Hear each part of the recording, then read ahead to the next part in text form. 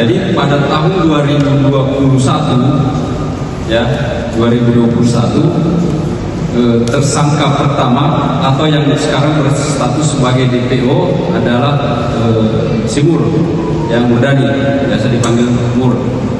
Pada tahun 2021 Simur mendatangi tempat kontrakan tersebut, di mana di dalam rumah kontrakan ini dihuni oleh perantau dari Madura.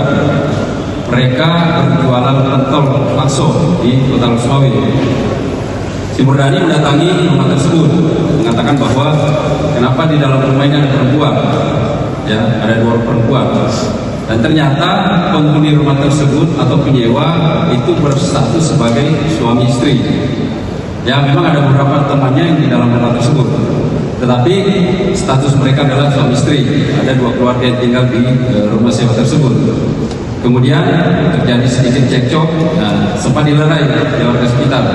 Kemudian pada tahun 2024 si Murdani datang lagi, ya, yang mengatakan bahwa kalau ada kejadian apa-apa saya tidak tanggung jawab, sambil minta duit 200.000.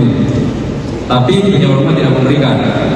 Kemudian pada 8 Mei tahun 2025 jam 2 Murdani mengumpulkan kedua tersangka yang belakang ini, si Ferry dan si Rahmat.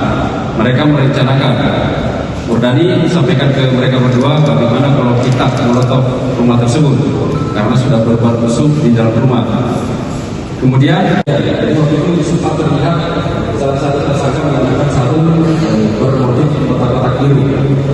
Dan ini penjara ancaman hukumannya maksimal 15 tahun. Kemudian pasal kedua kalau bersama-sama, jadi kita kenakan juga 170. Kamera.